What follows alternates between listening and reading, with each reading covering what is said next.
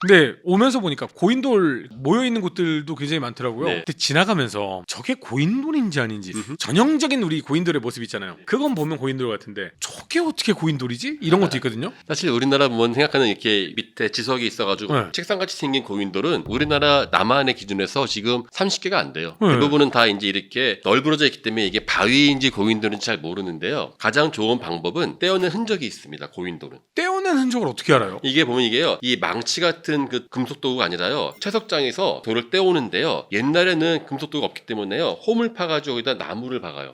네. 물을 부어요. 쫙쫙 쪼개지는 것이죠. 물 팽창용으로. 그럼 이게요, 두껍게 이렇게 쐐기를 박은 흔적들이 있고 마치 이렇게 길다랗게 무슨 기둥이 있듯이 몇 개 보입니다. 그러니까 이게 전체 사면이 있으면요, 그 중에 적어도 한 면이나 두 면은 그 돌을 떼는 흔적이 보여요. 그렇게 되기 때문에 그것이 가장 좋은 것이고, 두 번째는 이렇게 그 위에 보면 이렇게 성혈이라고 보통 이야기하죠. 컴마크, 홈을 파는 것들이 많이 보입니다. 그런데 사실은 이게 실제 고인돌이 그 밑에 무덤이 있는 경우도 있지만 그렇지 않은 경우도 있어요. 그래서 우리 지금 강화도에 있는 부굴리 같은 경우 사적인데요, 그거는 실제 그 밑에 무덤에 사람이 없을 수도 있고요. 없으면 고인돌이 아닌 거 아니에요? 근데 이건 일종의 그 기념물처럼, 우리 가묘라 보통 우리 이야기하죠. 캐노탑. 그러니까 나의 기념물처럼 세워놓기도 하고, 제일 좋은 거는 고인돌이 있으면 그 동 드러내고 그 밑을 파서 사람 무덤이 나오는 경우가 있는데, 어떤 경우는 이제 우리가 요즘에 신장로나 논밭 정리하잖아요. 그러면은 논 정리한다고 또 갖다 치우는 경우도 꽤 있어요. 그래서 예전에 한번 발굴했을 때 그런 적이 있었는데, 막 저희가 돌 드러내서 막 파는데 지나가던 동네 할아버지가 시방 너희들 뭐 하는 게 약간은 저기 고인돌 내가 너만한테 저기서 옮겼는데, 그러니까 그런 경우도 있어요. 거기 아니요. 원래는 저기 있었어.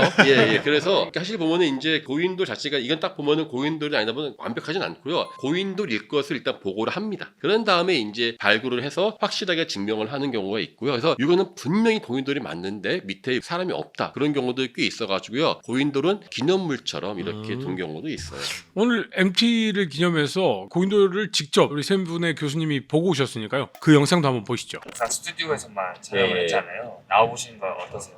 전 이게 제 원래 본 직업이 이거라니까. 역사를 뭐 반은 손으로 쓰지만 사실 반은 발로 쓴다, 이런 말을 하거든요.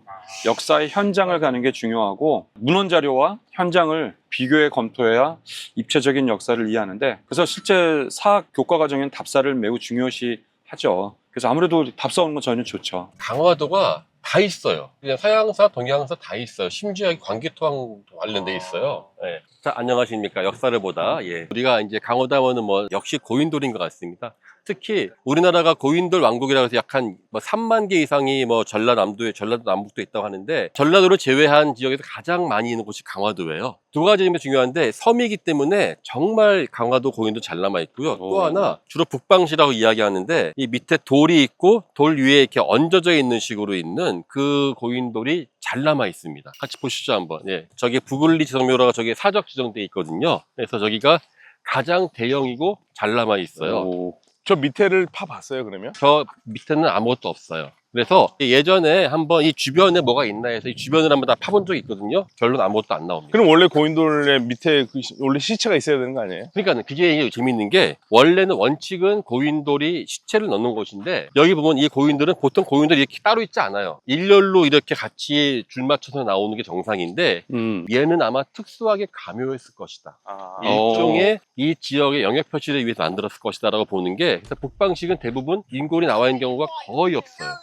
그러면 묘실이 있는 고인돌도 있고 없는 고인돌도 많다는 있어요. 건가요, 예. 의외로? 근데 북방식에서 인골이 나온 적은 국내에서는 없어요. 그러니까 그게 아마 실제로 이거는 이제 무덤 자체가 사람을 묻기 위한 것이 아니라 그 사람을 기념하기 위한 가묘일 수가 있고요. 물론 이제 요동지방 가면은 사람 뼈가 있는 경우가 몇 개 있어요. 근데 실제로는 사람을 묻었다고 할지라도 지상에 두었기 때문에 없어졌을 것이다.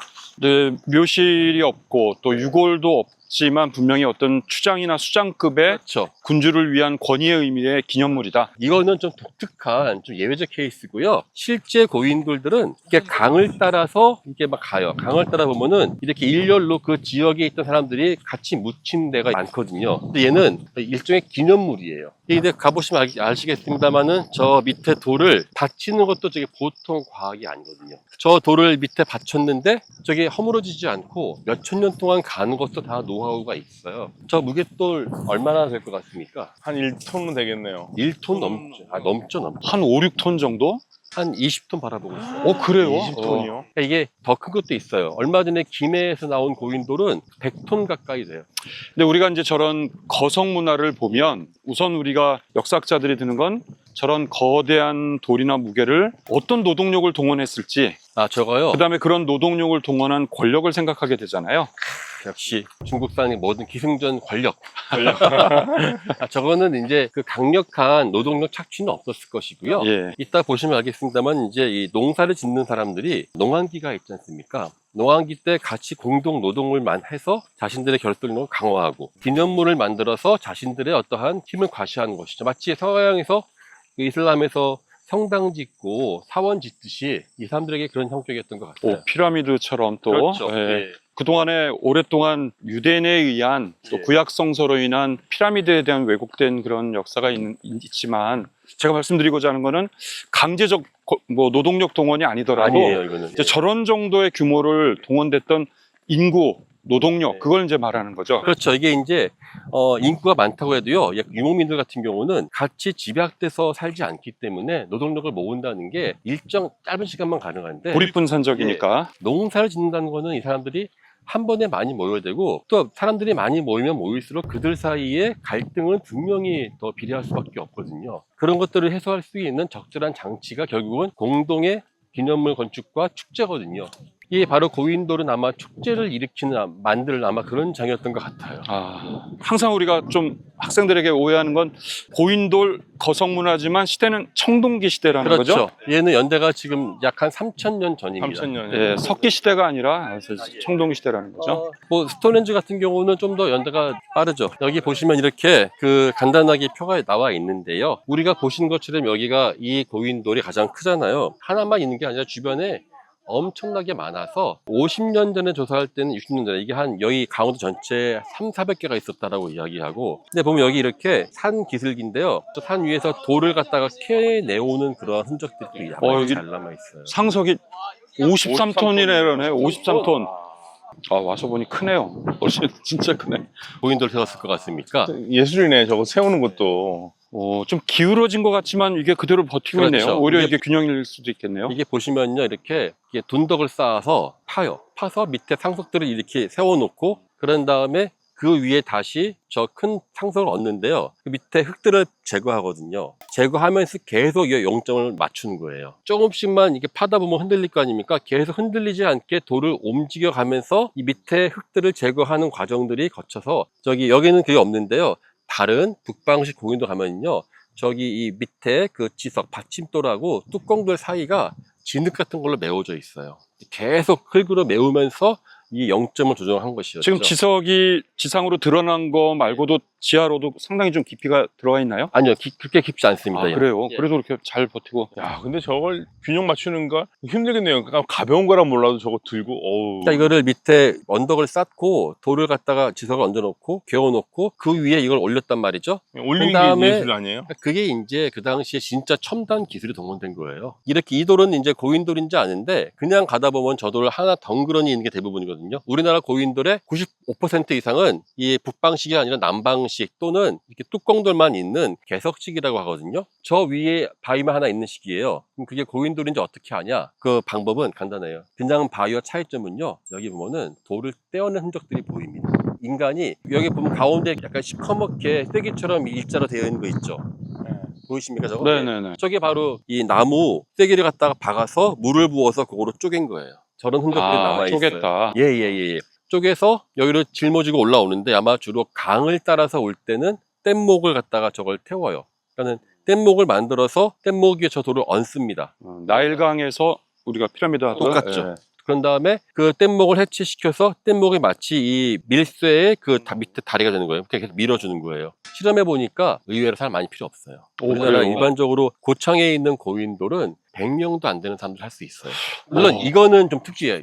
아니, 근데 저거 올리는 게 너무 어려울 것 53톤을 이제 같은데. 올리는 이거는 것도 물론 이거는 사실 보고 나면은 거의 몇백 명 될 거예요. 예. 이제 마찰력을 줄이면 운반하는 것도 그런데 이걸 올리는 거는 올리는 게요. 예. 이렇게 여기다 일단 흙을 쌓아요. 언덕을. 그런 다음에 흙을 이렇게 비스듬하게 올라가는 거예요. 그것도 피라미드랑 비슷하네요. 그건 같은 방식인데, 문제는 그 올려서 먼저 언덕을 쌓고 언덕에서 이렇게 11자형으로 돌을, 그러니까 이 홈을 파요. 그래서 요 밑에 일단 지석을 세워야 돼요. 그게 먼저예요. 그런 다음에 그 위에 올릴 때 이거 갖다가 돌로 끌어가지고 올린다고 이야기하는데, 사실 실험할 때는 이만큼 큰 돌을 우리 실험하지 못했어요. 사실 이게 제일 큰 게 아닙니다. 더 큰 데가 김해의 구산동에서 나온 고인돌이 더 커요. 요즘 같으면 AI로 한번 시뮬레이션을 해가지고 좀 해볼 수 있겠네요. 좀. 이거는 근데 사실 이미 대부분 돼 있어요. 아. 이게 우리나라 말고 다른 나라 고인돌은 다 이미 되어 있어가지고요. 노동력 계산도 이미 끝났는데, 그러니까 결론은 의외로 사람이 많이 필요하지 않았다는 거예요. 얼마나 노하우가 좋았냐는 것도 있겠죠. 아마 그래서 이거는 실제로 이게 과연 사람이 묻었겠느냐, 그거 되게 우리 궁금증이 있어가지고 이 발굴 자체를 이 주변 지역을 아직 정비하지 않습니까? 정비를 그냥 하면 안 돼요. 다 발굴해서 이쪽에 없나 봐야 되기 때문에 이 일대를 다 한번 이렇게 시골이라 그래서 파봤어요. 결론, 유물이 놀라울 정도로 없었어요. 왜냐면 이게 사람들이 여기 옛날에 제사 지내고 하면은 하다못해 깨진 토기 조각이나 돌 조각 나와야 되거든요. 자체가 아예 없어가지고 어쩌면은, 요거는 이제 제 그냥 가설인데, 이게 보면은 다른 데랑은 다르게 가장 위치가 좋은 데 있지 않습니까? 아마 이거는 성역화했을 것이다. 아예 오지를 못하게 했을, 멀리서 바라만 보면서 참배할 수도 있었을 것이다. 근데 이제 스톤헨지의 경우는 요즘에 이제 견해들이 그 스톤헨지를 상당히 많은 원거리에서 성지순례하듯 모임의 그렇죠. 화배 장소라는 거잖아요. 여기도 집합했을 텐데요. 네. 바로 요 근처에서 잔치를 하고 제사를 했으면 이 주변에 고인돌 발굴해 보면은 그 주변에 그렇게 깨진 무문토기가 많이 나와요. 무문토기. 예, 거기서 맨날 먹고 깨고 잔치했거든요. 근데 여기는 그러니까 이게 일상적으로 아예 안 나올 수가 없거든요. 그러니까 일부러 이 근처를 막았을 수가 있다는 것이죠. 그러면 이제 고인돌이 초기에 형성될 때는 제 생각엔 말씀하신 대로 뭐 집단적인 제천 의식을 하거나 또 의식을 하고 세러머니도 하고 거기서 뭐 음식을 나눠 먹을 수도 있고 여러 가지가 있지만, 고인돌도 시대에 따라 이제 변화가 됐을 때 중기 이후에는 이제 형식화되고 형해화돼서 사실 그런 의미보다는 이 자체를 만들어서 뭐 그게 성스러울 것도 되고 하는, 나중에는 그냥 상징적 존재로만 쓰고. 맞습니다. 정확하신 게 두 가지 길로 가는 게, 제가 고인돌 할 때 많이 비유하는 게 우리 그 일단 자동차 그랜저 아시죠? 네. 옛날에는 회장님 차였거든요. 지금은 과장님 차가 됐잖아. 전라남도에 고인돌이 약 3만 개, 2만 개 있단 말이죠. 그게 다 족장이었냐? 다 대통령이냐? 아니잖아요. 근데 그렇게 대중화된 그런 과장님 차로 가는 게 하나 있고, 아예 이런 고인돌처럼 아예 형식적으로 거대해져서, 아까 말씀드렸던 김해 구산도, 전라남도랑 경상남도 지역 보면은 아주 거대한 고인돌이 갑자기 등장해요. 근데 걔는 어떻게 됐냐면은 하나의 거대한 고인돌이 있으면 그 주변에 이렇게 돌을 사각형으로 돌려가지고요, 아예 구역을 몇백 평 규모로 만들어버려요. 그러니까 그 두 개로 딱 갈립니다. 마치 우리가 이제 삼남지방의 전방후원분과 일본의 전방후원분이 상호 역사적 연관관계 할 때, 이제 일본이 말하는 건 자기네 규모잖아요. 그렇죠. 거대한 일본의 야마토 정부의 이제 일본 왕의 권력을 나타내고, 오히려 한반도에서 발견되는 전방후원분은 작으니 결국 자기네들이 결국 삼남지방을 지배하거나 정복했다는 근거로 또 얘기하는데, 사실 어떤 의미에서 그렇게 거대해졌다는 건 형식화되고 나중에 그렇죠. 그럴 수 있는 거죠. 그러니까 결국은 이게 그 일본에서 하는 이야기가 이게 그 좀 말이 안 맞는 게, 우리나라 보면은 그 낭랑에서 만들었던 중국식 고분들이 삼국에 영향 주거든요. 하지만 어느 누구도 낭랑이 지배했다라고는 이야기하지 않거든요. 무덤의 형태는 서로 주고받고 하는 거거든요. 그러니까 그건 이상할 게 없는데, 저는 그게 만약에 일본 사람 왔으면요, 무덤의 형식을 카피하는 게 아니라 그 무덤 주변에 일본인들의 한마디로 제페니스 타운이 나오면 그 말이 맞겠죠. 전혀 그런 게 안 나오기 때문에 그거는 한국 사람들이 아마 그 토착민들이 그걸 모방했을 것이다라고 하는데요. 고인돌이 왜 이렇게 형해화되어 있고 멋있느냐로 한 또 하나 의미가요, 무덤에 들일 수 있는 돈에, 아마 이거를 자본으로 비유해 볼 수 있어요. 만약에 무덤에다 넣을 때 그 안에 유물들까지 같이 산다고 치면은 이렇게 거대하게 못 만들어요. 같은 돈 있으면은 그 안에 금관도 황금 넣어주고 뭐 넣어주고 하면은 돈 다 써버리니까 이거 못 하는데, 고인돌은 그래서 놀라울 정도로 유물이 안 나와요. 그러니까 무덤 안에서도. 그래서 오히려 해서 이 사람들은 대부분의 비용을 외형을 가꾸는 데에 들었다. 그래서 고인돌 자체는요, 제가 절대로 하지 않으면 하는 게 고인돌 발굴이에요. 왜냐면은 전라남도 같은 경우도 한 50개 발굴하면요, 유물 100개도 안 나와요. 한 무덤에서 마주석검, 돌칼 하나만 나와도 와, 잘 나왔다라고 할 정도로 무덤이 빈약해요, 일몰이. 의외로 고고 발굴로서는 성과가 그렇게 기대하기 어렵군요. 그래서 이제 가끔씩 왜 청동 칼 하나 나오면은 우리나라 포탈에 올라가잖아요, 메인으로. 논문 한 10개, 한 100개 나오겠네. 그 100개 중에 한 3여 개를 제가 썼잖아요. 리파용농건 고인돌로. 의외이긴 하지만 확실히 뭐 네. 한중일의 동아시아의 많은 문화가 공유하는 것도 있지만 한반도의 고인돌은 상당히 유니크한 것 같긴 해요. 그렇죠. 정말 독특해요. 이게 재미있는 게요. 중국 내에서 고인돌 분포권이에요. 중국 내에서 소위 말하는 동이족이라고 이야기해요. 산동반도. 그러니까 산동반도, 절강성, 안토성, 황에 따라서 고인돌이 많이 나와요. 근데 얘들이 지금은 다 파괴되고 없다는 설이 하나 있고 원래 몇 개 안 됐었다는 두 설이 존재하는데 제 생각에는 원래 좀 있었어요. 근데 고인돌 우리나라만큼 많지는 않았기 때문에 황해권, 쌀농사가 유입되는 그 지역 따라서 고인돌이 나왔을 것이다라고 보고 있어요. 왜 중원에는 고인돌이 왜 없었을 것 같습니까? 이 교수님. 그래서 중원에서는 기본적으로 중원에 현재 남아있는 대부분의 토목 건축들은 고대로부터 이제 황토를 이용한 판축 기법을 이용해가지고 주로 하고 사실 이런 걸 하려면 이제 기본적으로 돌이 있어야 되잖아요. 이제 지형적, 지리적 요건들, 그다음에 성분들이 중요한데 중국의 고대문에서 이런 거대한 돌을 이용한 것보다는 대부분 황토를 이용한 이런 것들이 주를 이루고 있는 거죠. 그러니까 그 주변에 어떤 재료와 성분들이 있느냐가 일단 우선 중요한데요. 예. 한마디로 돌이 아예 없어요. 돌이 거의 사실 없어요. 그래서 황하 유역은 돌을 자체를 캐올 수 있는 데가 없기 때문에 고인돌이 아예 없을 수밖에 없고 또 이게 있으려면 가장 중요한 게 주변에 강이 있어야 돼요. 그래서 채석장에서 돌을 떼가지고 운반할 수 있는 강이 없으면은 요즘 같은 포크레인이 없다면은 이걸 옮길 수가 없겠죠. 근데 대단하네요. 그걸 뜯어가지고 온다는 게. 와. 근데 이거 우리가 보면 대단하지만 또 가서 또 PM 보고 오면 또 달라질 것 같아요. 아, 그래요? 물론 뭐 피라미드는 받긴 했는데 또 다른 게 있어요.